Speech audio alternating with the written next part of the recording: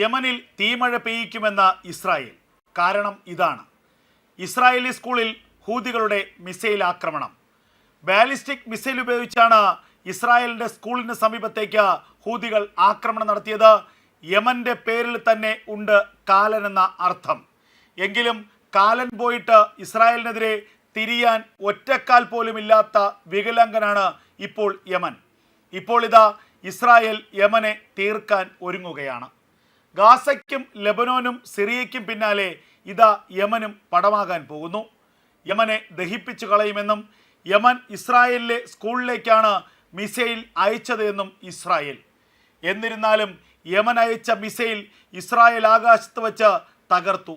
Ballistic മിസൈലിൽ ആർക്കും പരിക്കേറ്റിട്ടില്ല.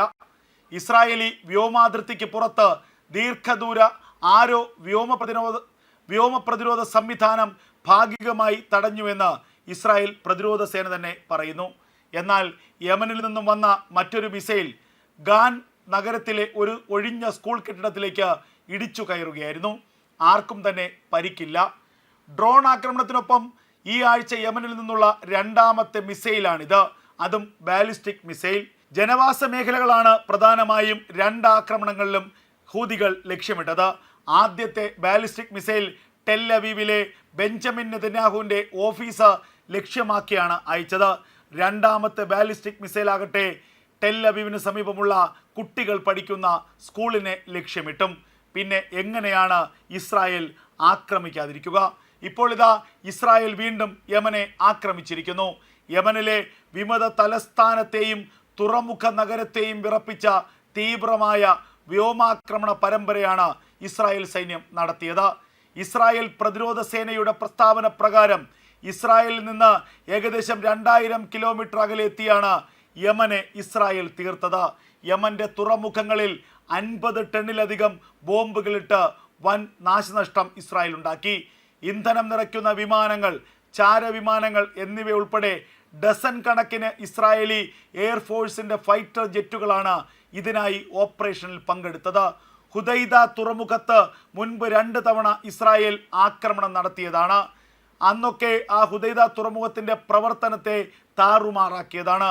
തകർന്നു കിടക്കുന്ന തുറമുഖം മാത്രമല്ല, തുറമുഖത്തിൻ്റെ 100 കിലോമീറ്റർ ഭാഗമായിരുന്നു ഇക്കുറി ലക്ഷ്യം. യമൻ വിമതരുടെ നിയന്ത്രണത്തിലുള്ള തലസ്ഥാനമായ സനയിൽ ആദ്യമായി ഇസ്രായേലി സൈന്യം ആക്രമണം നടത്തി. സൈന്യം നടത്തിയ പ്രാഥമിക അന്വേഷണമനുസരിച്ച് മിസൈൽ ഭാഗികമായി തടഞ്ഞിരിക്കാൻ സാധ്യതയുണ്ട്. കേടുകൂടാതെ ഇരുന്ന വാർഹെഡ് ടെൽ അവീവ് പ്രാന്തപ്രദേശമായ റമത് ഗാനിലെ ഒരു സ്കൂളിന് വ്യാപകമായ നാശനഷ്ടമുണ്ടായി. ഇസ്രായേലിനെ ലക്ഷ്യമാക്കി വന്ന ബാലിസ്റ്റിക് മിസൈലിനെ അയൺഡോമിൻ്റെ ഭാഗമായിട്ടുള്ള ഇന്റർസെപ്റ്റർ തടയുമ്പോൾ സ്വാഭാവികമായും അതിൻ്റെ ഭാഗമായുള്ള അവശിഷ്ടങ്ങൾ ഭൂമിയിലേക്ക് പതിക്കും.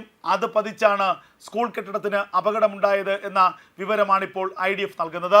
വിദ്യാഭ്യാസ മന്ത്രി യോവ് കിഷ് വ്യാഴാഴ്ച രാവിലെ രാമത് ഖാൻ സ്കൂളിൻ്റെ സ്ഥലം സന്ദർശിച്ചു.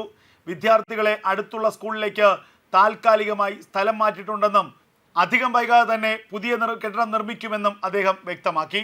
IDFൻ്റെ ഇന്റർസെപ്റ്റർ മിസൈലുകളിൽ നിന്നുള്ള കഷ്ണങ്ങൾ സെൻട്രൽ സിറ്റിയിൽ 2 വീണു.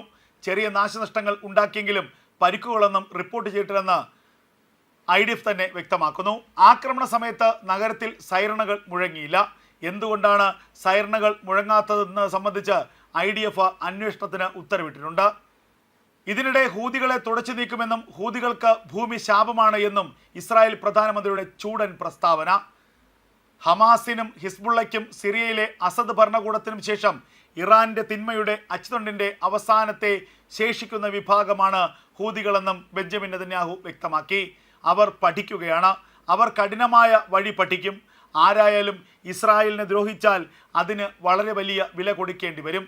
ഇസ്രായേലിനെ ദ്രോഹിക്കുന്നവർക്ക് ഭൂമിയിൽ സമാധാനമില്ല. അവർ എവിടെ ഒളിച്ചാലും അവിടെ ചെന്ന് തകർക്കാൻ ഞങ്ങളുടെ കൈകൾക്ക് നീളമുണ്ട് എന്നും നെതന്യാഹു പറഞ്ഞു. ഗാസയിൽ ഘോര യുദ്ധം തുടരുകയാണ്. വൻ റെയ്ഡുകൾ. ഇസ്രായേൽ ഗാസയിൽ കഴിഞ്ഞ 24 മണിക്കൂറിനിടെ നടത്തിയ ആക്രമണത്തിൽ 24 പാലസ്തീനികൾ കൊല്ലപ്പെട്ടു എന്നുള്ള വിവരമാണ് പുറത്തു വരുന്നത്. ജനവാസ മേഖലകളാണ് പ്രധാനമായും 2 ആക്രമണങ്ങളിലും ഹൂതികൾ ലക്ഷ്യമിട്ടത്. ആദ്യത്തെ ബാലിസ്റ്റിക് മിസൈൽ ടെൽ അവീവിലെ ബെഞ്ചമിൻ നെതന്യാഹുവിൻ്റെ ഓഫീസ് ലക്ഷ്യമാക്കിയാണ് അയച്ചത്. രണ്ടാമത്തെ ബാലിസ്റ്റിക് മിസൈൽ ആകട്ടെ ടെൽ അവീവിന് സമീപമുള്ള കുട്ടികൾ പഠിക്കുന്ന സ്കൂളിനെ ലക്ഷ്യമിട്ടും. പിന്നെ എങ്ങനെയാണ് ഇസ്രായേൽ ആക്രമിക്കാതിരിക്കുക? ഇപ്പോൾ ഇതാ ഇസ്രായേൽ വീണ്ടും യമനെ ആക്രമിച്ചിരിക്കുന്നു. യമനിലെ വിമത തലസ്ഥാനത്തെയും തുറമുഖ നഗരത്തെയും വിറപ്പിച്ച തീവ്രമായ വ്യോമാക്രമണ പരമ്പരയാണ് ഇസ്രായേൽ സൈന്യം നടത്തിയത്.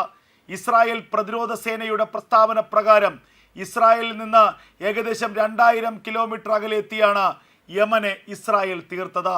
യമന്റെ തുറമുഖങ്ങളിൽ 50 ടണ്ണിലധികം ബോംബുകളിട്ട് വൻ നാശനഷ്ടം ഇസ്രായേൽ ഉണ്ടാക്കി.